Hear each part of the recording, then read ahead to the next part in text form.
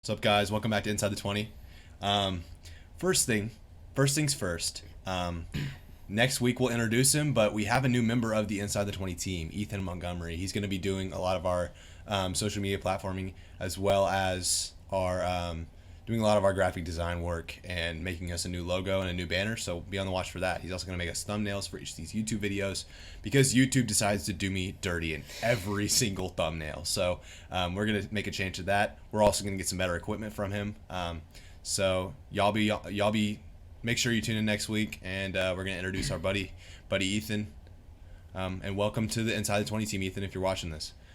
So first off, for this week, we're going to do our NFL predictions like always and our college football predictions. But first, we're going to have a little change up with it. We're branding it.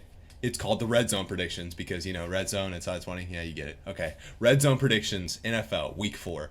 So I'm going to talk about three games. He's going to talk about 3 games. So first off, I want to talk about my number 1 upset of the week.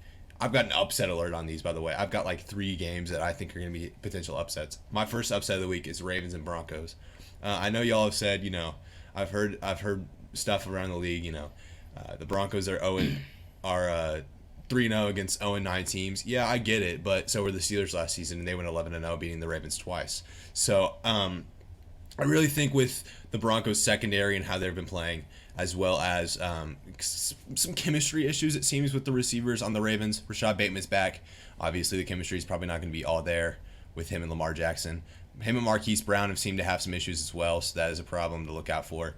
I just think the Broncos have a really good chance to make this an upset, and make sure you tune into that game to see if I was right or wrong. Let's go to the Browns versus the Vikings for this week. The Vikings are at home. I really think they have a shot at beating the Browns this week, just because, they should be 3-0 right now. They just have awful luck, as always, like Minnesota always does. But I do think that they have a shot at beating the Browns. Kirk Cousins has been playing out of his mind. The Browns' defense is depleted. And frankly, the Vikings just look like the better team right now, especially with their offense playing as well as it is, on firing through all cylinders. So if Dalvin Cook plays, even if he doesn't, they beat the Seahawks. I really think they can beat the Cleveland Browns this week. Now, my last game, the Monday night game, Chargers and Raiders. I've got the Chargers all the way. It's kind of an upset, but not really. They're at home. They're not the favorite, I don't think. But I do think that they're going to pull this one out because, one, they're at home. Home environment always helps out. Justin Herbert's really stepped up his play for the first 2 games. I know they won one of those, and lost the other kind of off penalties. But Justin Herbert has really upped his play, especially in Week 3, in that game that he played against the Chiefs. Unbelievable. Let's just talk about that real quick. Unbelievable performance by the Chargers. Let me say it again. Derwin James, definitely is back and healthy, and he's helping out quite a bit. So that is a game that I suggest you all watch. I think it'll be a great game, go down to the wire, but I do think the Chargers will pull it out at home.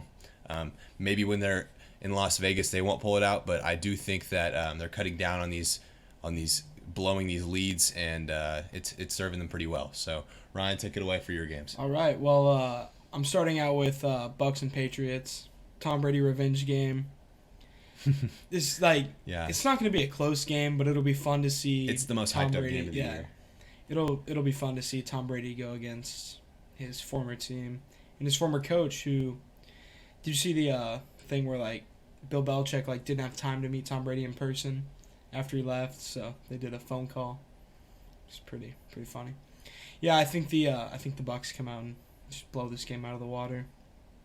And I think Mac Jones will show some rookie mistakes. He'll play well.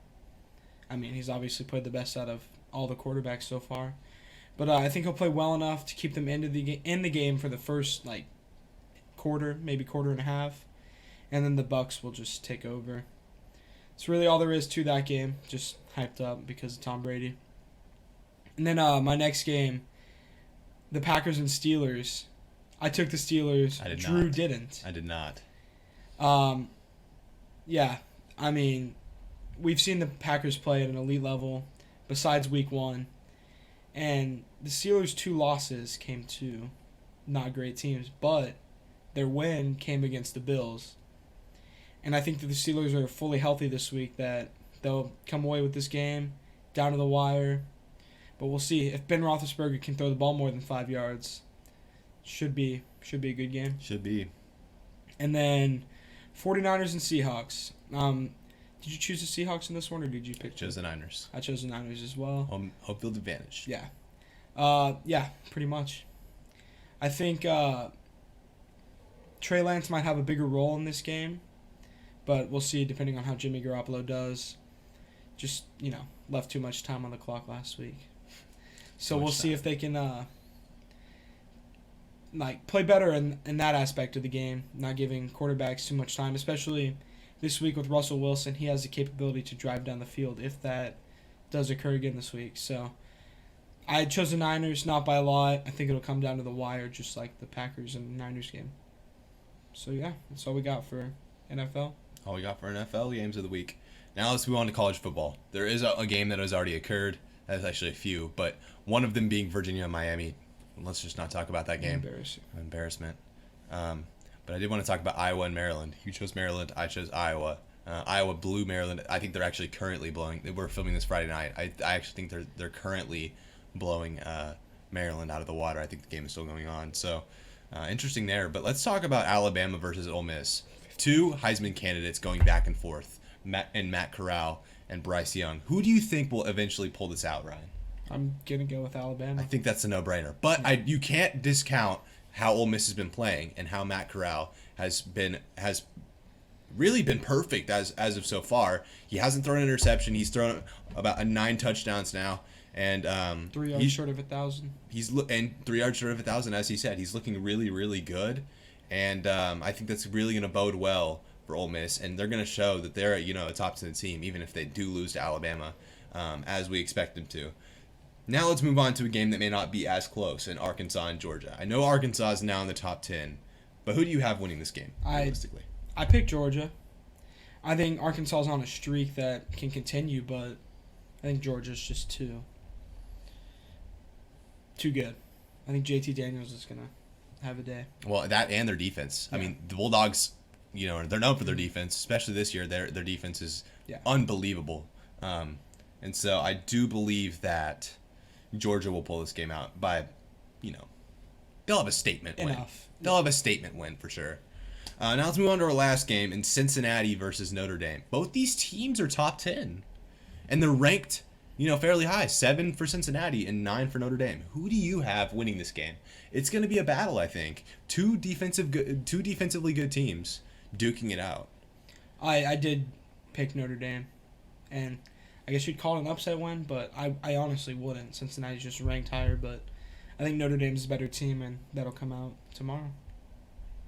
I would agree with you on that one. I do think that Notre Dame has the better defense, and I think Desmond Ridder has showed some signs of, not being as a top 5 quarterback like we thought he was going to be. So I think he might struggle against this Notre Dame defense. And Kyle Hamilton, who's might be a top 5 pick coming in the spring. So we'll just have to see how that game plays out. Now, I did want to, before we go into some of the other stuff we have planned today, I did want to come here and touch on something that I don't think we've actually touched on yet, which is our power rankings. Let's just go over our top 10 teams first of all. Now, at number 1, let's talk about the team that has been just rolling through everyone, and they really only made one minor tweak, and it's at quarterback, and it's the Los Angeles Rams. I think they're the number 1 team in the league. No, I agree. Would you agree? Why do you think that is? Do you think it's Matt Stafford, or do you think they made some other improvements?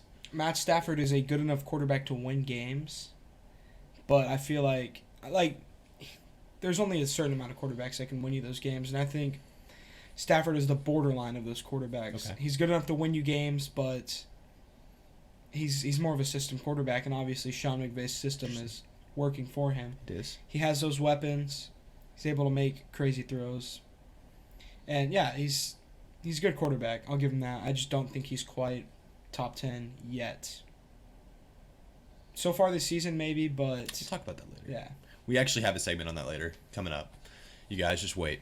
Now, so I have the Los Angeles Rams at number 1, Tampa Bay Buccaneers at number 2. I know they just got beat, but they're still, Super Bowl champions from last year. I still think that they may repeat. They have a pretty good chance at it, and so I would put them at number 2. And number 3 is where it gets a little tough, actually. Who would you have at your number 3? Yeah, that's tough. I'm gonna. I don't know. I might say the Bills. I think I'm gonna say the Bills as well. I think they're the best team in the AFC at the current moment. I really do. I think they're the best team in the AFC. I think they're playing like it finally. I think they just got stunned by the Steelers week 1, and I think they're finally playing like the team that we all thought they would be. And I think they're Super Bowl favorites, even though, as we'll get to it, the Chiefs are still a top 10 team and top 5 team in my opinion. So, with that being said, at number 4, I do have the Kansas City Chiefs. At number 4, I know they're 1 and 2, but I really do think they'll get it back on track here and down the stretch. I think Patrick Mahomes is just trying to work himself back from that Super Bowl loss. I think that took a lot out of that team, and he struggled as of so far. He struggled, and so he needs to find himself once again. But I do think they're the number 4 team in the league at this moment, second best team in the AFC. Now at number 5, I have the Cleveland Browns. Now I did pick them to get beat this week, and they could fall out of my top 5, but I do still have them in the top 5, and they're playing like it. They're really playing like it. I mean, when their team is fully assembled, they're a top 3 team. Yeah. And it's not fully assembled at the moment. And so that's hindering them a little bit, but I do think that they're still a top 5 team. So I've got the Cleveland Browns at number 5. Would you agree? I would put them at 4 for You put now. them at 4. You put the Chiefs at 5? Yeah. Okay. That's fair. For now. Yeah. Yeah. I understand. Now, at number 6, I'm going to have the Green Bay Packers. I know they had the week 1 embarrassing loss. But I do think they're still a top 10 team. And they're on the borderline of top 5. They got to prove it to me a little more. They beat the Steelers this Sunday. They might be a top 5 team. And if I'm right about the Browns, they could overtake their spot. But I do think that, the Packers, like Aaron Rodgers said, nothing to worry about. They're gonna be there in the end. There's nothing to worry about. I mean, I know this is gonna be his last year probably with the Green Bay Packers for Aaron Rodgers, but they're gonna be there in the end. They're gonna be contending for a Super Bowl in the end. So they're my number 16. Number 7. Number 7's a tough one. Number 7's tough. I would probably put the Ravens right now. I think I would too. I think I would put the Baltimore Ravens at number 7. They're still trying to figure it out on both sides of the ball. They're still trying to figure it out, but I do think they still have a shot at winning the division. What I find crazy about that is how injured they are. They really are, and they're still putting up numbers with Tyson Williams, who is just not playing his first season as a starter, when he might not have even played a single snap this season. Yeah. If all went well, which it clearly didn't. So it's just good to see. Yeah, it's good to see that the Ravens are still doing good with what they have. Yeah, definitely. Now, at number 8, I'm going to put the San Francisco 49ers. I know they lost to the Packers on Sunday, but had they had no time on the clock, they're 3-0. Now, you could put the Cardinals in this spot. I think I'm going to have the Cardinals as my number 18, but I'll get there. I think that the 49ers have the number 7 spot and have the edge over the Cardinals just because... Are we on 8? They're... Yes. Yeah. So I have the Cardinals as my number 9 team. I'm sorry. So my number 8 team is the Niners just because I think they've played better than the Cardinals. The Cardinals have kept it close in most games. I know the Niners, let the Lions creep back in, but other than that, I mean, they've been rolling offensively. Jimmy G's got it going. I mean, their pass rush is unbelievable. The only thing they need to work at is their secondary. And if they do, I think they can contend for the division. Maybe beat the Rams once or twice. So we'll see. Now, at number 9, I do have the Arizona Cardinals. They're playing insane. I don't think they really should be 3-0. Realistically, they should be 2-1 right now. But I do think that they're a top 10 team, and they're playing like it. Like, I thought the secondary was their worry, but I mean they've had like a total of like 4 or 5 interceptions now total, and I'm just being proved wrong straight up. I mean, their secondary's playing well, and I think you can give it up to the pass rush for allowing them to play well, especially getting to the quarterback like they did against the Jaguars. So I do have them at my number 9 team. Now at number 10, it's kind of a toss-up. I really think I'm going to give the edge to the Las Vegas Raiders. It was between the Las Vegas Raiders and the Denver Broncos, and I'm giving the edge to the Las Vegas Raiders just because I think they played. I don't think they played. It's a proven fact that they've had harder competition and they've excelled. Derek Carr is playing like an MVP. They're spreading it out on the field, spreading it out to all his receivers. They're still getting it done. They're proving that Kenyon Drake was a good signing, and their defense is playing well. They're just putting it all together. They're being cohesive, and they're a top 10 team. I'm gonna disagree with you there. Are you gonna say the Denver Broncos? No, I'm gonna. No. I think that whoever wins the game against the Chargers and the Raiders will end up being that number 10 team, just because, like I said, the Broncos haven't played, or as people are saying, the Broncos haven't played the best teams. And I think they have a shot to prove it this week, but I think that whoever wins the Chargers-Raiders game will be my 10 team. So right now it's a toss-up between those two teams. Gotcha. There you have it, folks. That's our top 10. Now let's move on to other sports, as we haven't done in a little while here. So let's move on to the MLB playoffs, since that's what we're nearest to. Ryan, I know your White Sox have clinched the division. Dude. So who do you think the White Sox will be playing? Because I know they're most likely not going to be in the wild card, because I think that their record proves it, right? Their record allows them not to be in the wild card. So coming up, playing the Houston Astros? They are playing the Astros. They are playing the Astros. So how do you think that series will play out realistically? With a full, healthy team, I think the White Sox can beat anyone. Like, no bias needed. They have one of the best rosters top to bottom. And they bolstered their bullpen for the playoffs for this exact reason, with signing all of the great closers like Craig Kimbrell. Ryan Tapero's off of IL now. And I just think that they will beat the Astros.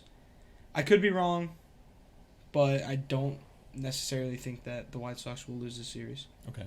Now, looking forward to next week, we've got the American League wild card game, and we've also got the National League wild card game. So first, let's talk about the American League wild card game. So who do you have in that? Because the race is still happening as of right now.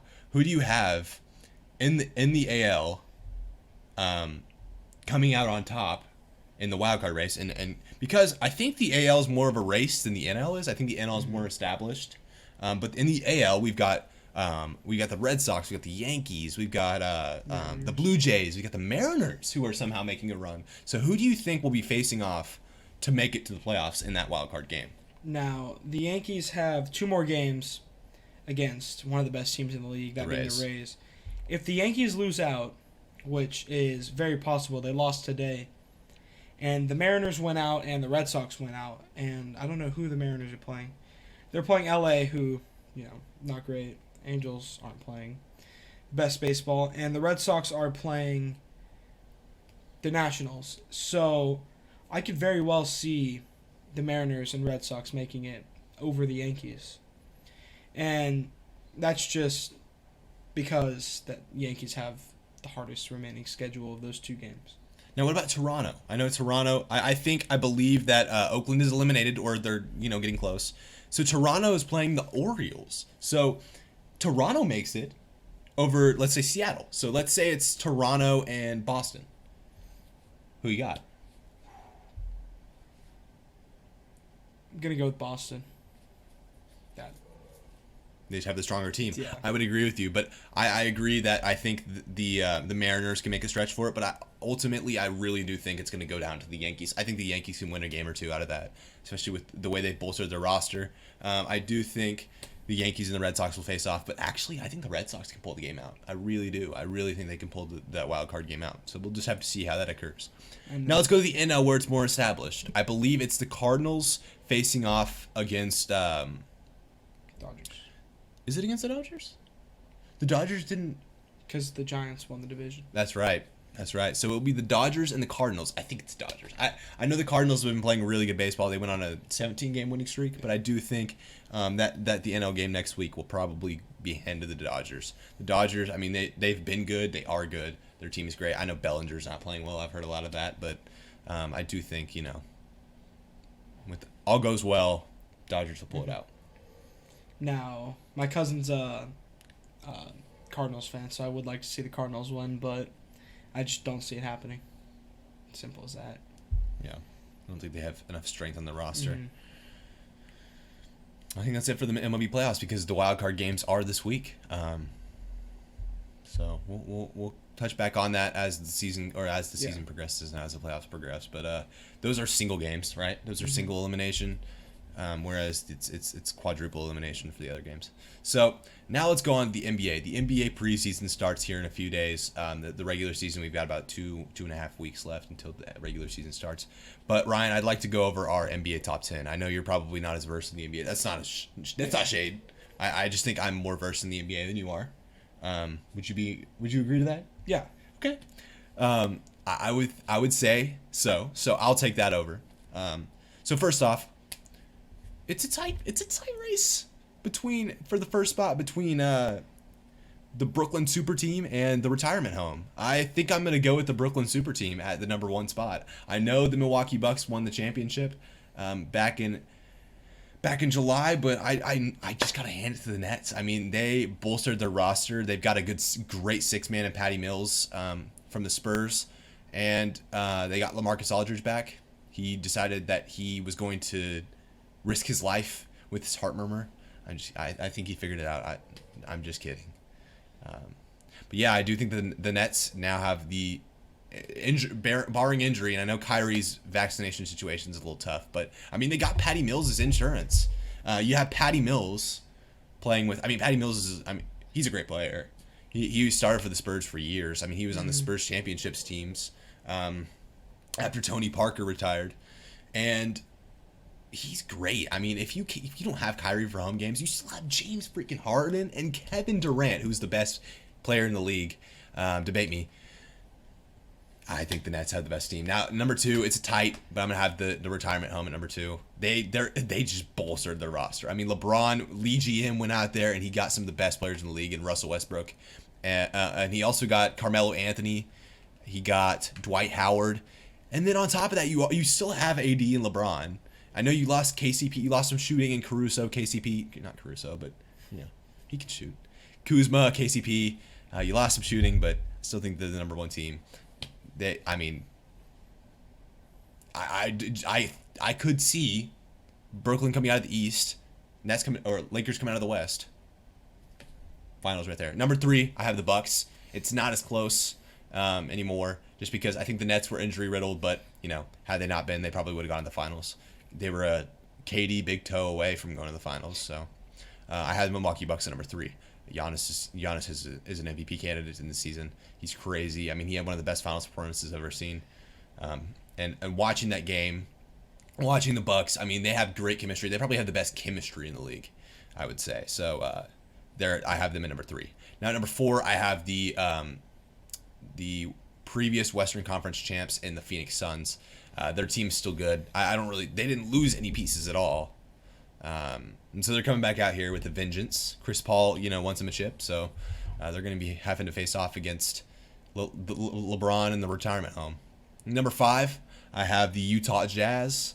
I still think the Utah Jazz have a great team, and if Donovan Mitchell wasn't injured, maybe it would have gone differently with the Clippers last season, but it didn't. So, I have the Jazz at number 5, and we'll see how that works. Now I have tentatively, I have the 76ers, the Philadelphia 76ers at number 6, but that is very tentative because, they could be losing superstar Ben Simmons. Yes, he's a superstar. Debate me. But yeah, they could be losing him. That'd be a major loss, especially if they got a pick harvest back for it. It would be a tougher season for the Sixers. But if Ben Simmons does decide to come out and play, or they get a package where, they get solid players in return, I do think that they're a championship contender. So the 76ers at number 6 for me. Now at number 7, I'm going to have the Denver Nuggets. This is kind of where the East gets a little more, how do I say this? Weaker, I guess. The East is really strong, and its top few teams. It's very top heavy, and then it kind of gets a little from there. The Denver Nuggets still have a great team. If Jamal Murray, his injury process heals very well, he could very well be coming back and having a great season. You still got the former MVP and Nikola Jokic. You got Michael Porter Jr., who just signed a huge extension. The Nuggets have a great team, and I do think that they're better than the LA Clippers, and I do think that they're better than some people's top 5 team in the Golden State Warriors. Not until Klay comes back. Please don't say that. They're not even in my top 10 because Klay's not back yet. But yeah, I do think that the Nuggets are the number 7 team here. Now at number 8, Number 8's a little tougher just because I would put the Clippers here, but they don't have Kawhi Leonard, so they're once again outside of my top 10, just because of that. But I think at number 5, I'm gonna have to hand, or number 8, I'm sorry, I'm gonna have to hand it to the Atlanta Hawks. The Atlanta Hawks have a great team, and they got everyone back. I mean, they didn't lose hardly anyone, except some bench players here and there. And they mind you, they made it to the Eastern Conference Finals last year, so and they could very well have a chance to make a splash once again this year. Now at number 9, I'm gonna have the New York Knicks. Now I know this might be a little controversial, but I think Kemba Walker will make a bigger difference than some people realize. Kemba Walker's a great point guard. He's going back and he's playing with a team that's very pass happy. So, and that's what he's best at. He's very good at distributing, and he can take it to the hoop when needed. So. I think Kimba will be a great addition for this team and even pushing them into the top 10. Now at number 10, I'm going to have my team, Dallas Mavericks. I think that they actually had a very good offseason, better than people realize. I think the Jason Kidd hire will be a lot better than people realize. Like I said, I really do think that Luka needs a player's coach. He knows the X and O's. He's got that already. So Rick Carlisle was kind of a gruffer coach, He didn't really like that as much. Jason Kidd is going to be willing to work with him more. Maybe we can get Kristaps Porzingis involved. But yeah, I think if, all things considered, if we get Kristaps Porzingis involved and Reggie Bullock, a great addition, a 40% from 3, and a great defender coming from the Knicks. Frank Ntilikina is a great guy coming off the bench. And we still have Jalen Brunson, Luka Doncic. We have the starting lineup. I do think that the Mavs are a top 10 team, especially until Kawhi Leonard and Klay Thompson return. I think the Mavs have the edge on those two teams in the West. Now that's my top 10 in the NBA. Let me know if I missed anyone. I probably did. Now, last thing I want to talk about. We talked a little bit about this earlier. Stafford alert. He is top 10. Now let's talk about why. Matthew Stafford was the number 1 overall pick in 2009. He had a great college career. I have no more else to say. He's Matt Stafford. What else can you say? Okay. Let's talk about why. Matt Stafford was the number 1 overall pick. He went to the Detroit Lions. The Detroit Lions are a joke. They had Calvin Johnson at the time. So what? I mean, he didn't like playing there. He played there for 3 more years, and then or 4, and then he retired early. He played with Calvin Johnson. They made the playoffs here and there, but first round exits. And Matt Stafford was in the depths of, the bottom of the barrel of the NFL every year. Year after year, he was in the depths of the NFL, and he still made cases to be a top 10 quarterback statistically. He made great throws. He has a great arm. He has all the intangibles. And then he gets traded. We hear that he's getting traded. We're like, okay, he's going to go somewhere and make a splash. He gets traded to the Los Angeles Rams. And all they were missing was a quarterback. We knew that. We knew that all along, We knew that Jared Goff was not the guy. We knew it. We knew that, right? We knew Jared Goff wasn't the guy. And so once Jared Goff was replaced with Matt Stafford, I knew in my head, the Rams are the best team in the league. I don't care about the Buccaneers winning the Super Bowl. The Rams are the best team in the league. Look at their defense. Look at their roster from top to bottom. They're the best team in the league. I want to hear your side of the debate. No, I agree that they're the best team in the league. But like you said, they're a quarterback away, and they had Jared Goff, who is top 25 barely. You talk about going from an average quarterback to an arguably an elite quarterback. That's a huge change, especially looking at who you have on the defensive side of the ball. I do agree with you. I just don't think he's top 10 yet. And part of that could come from my bias that he was on the Lions, but actually, I don't know. I like the Rams now. They've been playing great. They killed the Bears, so you'd think I'd hate them for that, but I just love the team that they're building. I like Sean McVay.